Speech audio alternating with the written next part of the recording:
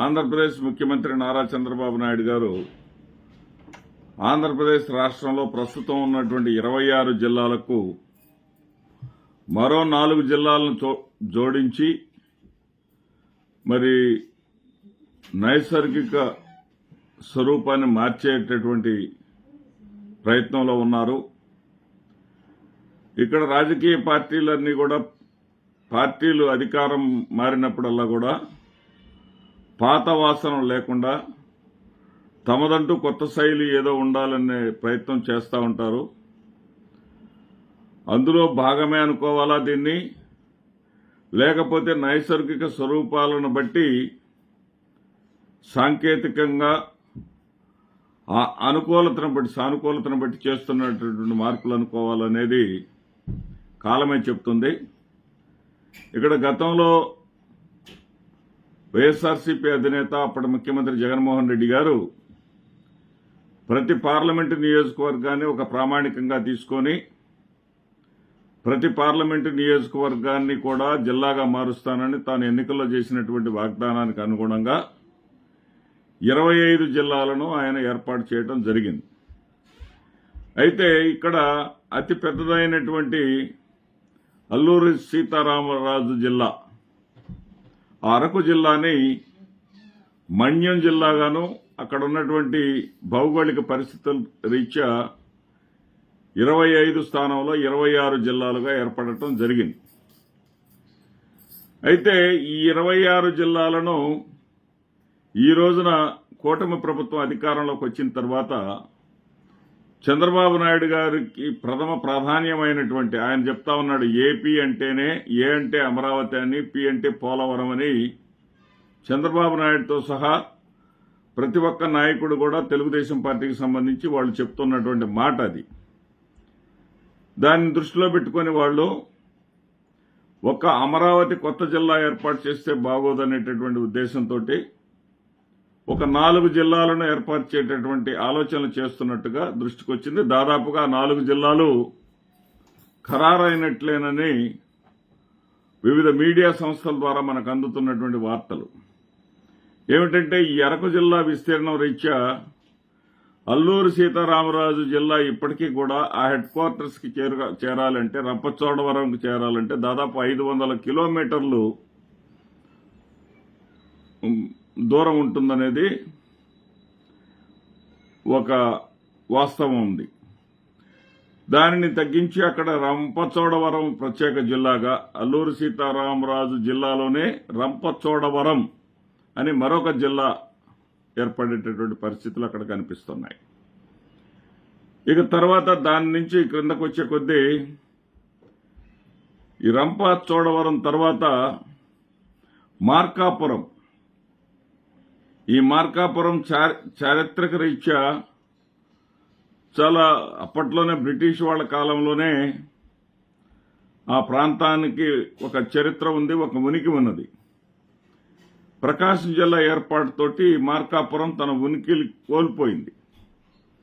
మరి ఆ మార్కాపురంకు ఉన్నటువంటి చరిత్ర రీత్యా, దానికి ఉన్నటువంటి ప్రాధాన్యత రీత్యా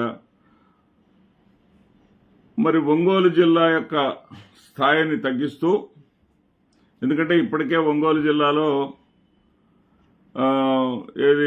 బాపట్ల ఇవన్నీ కూడా ఒంగోలు జిల్లాలో భాగంగా ఉన్నప్పటికీ కూడా నైసర్గికంగా గుంటూరు జిల్లాలో ఉండేవి అనేటటువంటి ఒక ఆలోచన ఉంది.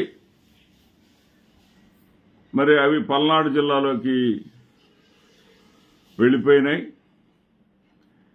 ఆ రకంగా ఒంగోలు జిల్లా తగ్గింది. మరి ఈ మార్కాపురం తోటి ఒంగోలు అనేది విస్తీర్ణం కాస్త తగ్గుతుంది.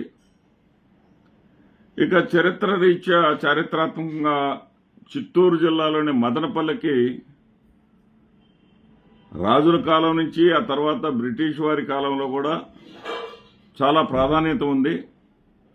ఆ ప్రాంతము మదనపల్లి పూర్వంలోనే మదనపల్లి తాలూకా అనే ఉండేది. ఒక విస్తారమైనటువంటి చరిత్ర దానికి ఉంది, గుర్తించదగినటువంటి చరిత్ర దానికి ఉంది. మరి అది దాని యొక్క ప్రాధాన్యాన్ని కోల్పోయింది కాబట్టి మదనపల్లి జిల్లా ఏర్పాటు చేయాలనేది ఇక మూడవ అంశం. ఇక నాలుగవది చివరిది కానీ అతి ప్రాధాన్యమైనటువంటి అంశం. ఇదేంటంటే గుంటూరు జిల్లా అసలు ఉమ్మడి ఆంధ్రప్రదేశ్ రాష్ట్రంలో అతిపెద్ద జిల్లా ఏదన్నా ఉందంటే గుంటూరు జిల్లా. ఆ గుంటూరు జిల్లాని ఎప్పుడైతే ఈ గుంటూరు, పల్నాడు, బాపట్ల అంటూ 3 జిల్లాలుగా మార్చారో,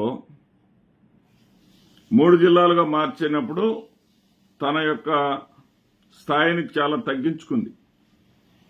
గుంటూరు జిల్లా ఆల్మోస్ట్ తన యొక్క ఉనికినే కోల్పోయింది. ఒక 7 శాసనసభ స్థానాలకు మాత్రమే పరిమితం అయిపోయింది. ఏది అతి పెద్దదైనటువంటి ఆ గుంటూరు జిల్లా.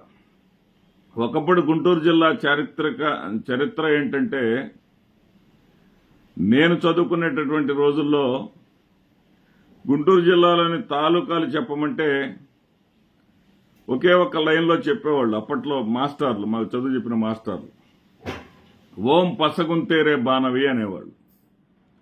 అంటే గుంటూరు జిల్లాలో ఉన్నటువంటి తాలూకాలు ఏ జిల్లాలో ఉండేవి కదా, అన్ని నంబర్లు.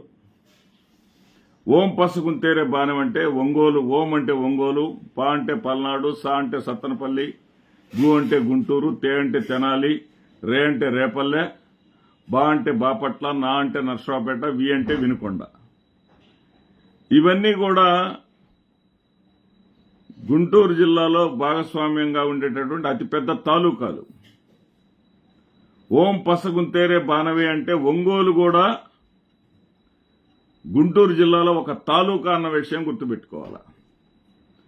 అలాంటి చారిత్రక ప్రాధాన్యత ఉన్నటువంటి గుంటూరు జిల్లా ఈ రోజున అమరావతి పట్ల చంద్రబాబు నాయుడు గారికి ఉన్నటువంటి ప్రాధాన్యం వల్ల దాని యొక్క విస్తీర్ణత మరింత కుచించుకుపోతా ఉంది. చంద్రబాబు నాయుడు గారు అమరావతికి, ఎందుకంటే గతంలో ఉమ్మడి ఆంధ్రప్రదేశ్ రాజధానిగా హైదరాబాద్ ఉండటం వల్ల కేంద్ర ప్రభుత్వానికి అమరావతికి ఆంధ్రప్రదేశ్ రాజధానిగా గజెట్ నోటిఫికేషన్ ఇవ్వడానికి సాంకేతికపరమైనటువంటి ఇబ్బందులు ఉన్నాయి. ఇప్పుడు ఆ గడువు కూడా గడిచిపోయింది. ఇప్పటి వరకు కూడా అమరావతికి గజెట్ నోటిఫికేషన్లో ఆంధ్రప్రదేశ్ రాజధాని అమరావతి అనేది లేదు అనేటటువంటి విమర్శ ఎదుర్కొంటా ఉన్నారు చంద్రబాబు నాయుడు గారు. మరి దానికోసం ఆయన చెప్పేసి ఆయన అమరావతి జిల్లాని ఏర్పాటు చేయవలసిందే, అమరావతి ప్రాంత ప్రజల యొక్క అభిమానాన్ని చూరగొనాల్సిందే అనేటటువంటి ఉద్దేశంతో ఆయన ఉన్నారు. కానీ ఆ క్రమంలో రాష్ట్రంలోనే, ఉమ్మడి రాష్ట్రంలోనే పెద్దదైనటువంటి గుంటూరు జిల్లా తన యొక్క ఉనికిని, తన యొక్క ప్రాధాన్యాన్ని కోల్పోతుంది. ఇప్పటికే కుచించుకుపోయినటువంటి పల్నాడు, బాపట్ల జిల్లాల పేరుతోటి కుచించుకుపోయినటువంటి పూర్వపు గుంటూరు జిల్లా, దానిలో మళ్లీ సగం చీలికగా తీసుకెళ్లి అమరావతి జిల్లాను ఏర్పాటు చేస్తే గుంటూరు జిల్లా తన ఉనికిని పూర్తిగా కోల్పోవడం మాత్రం ఖాయం. ఆ గుంటూరు సిటీలోనే రాబోయేటటువంటి నియోజకవర్గాల విభజనలో గుంటూరు సిటీలో ఉన్నటువంటి ఇప్పుడు గుంటూరు 1, గుంటూరు 2, గుంటూరు వెస్ట్, గుంటూరు ఈస్ట్ కాకుండా గుంటూరు సెంట్రల్ కూడా ఒకటి ఏర్పాటు చేస్తారు అని చెప్పేసి తెలుస్తా ఉంది. అంటే ఆ 3 నియోజకవర్గాలు లేదా దానికి తోడు 1, 6 నియోజకవర్గాలు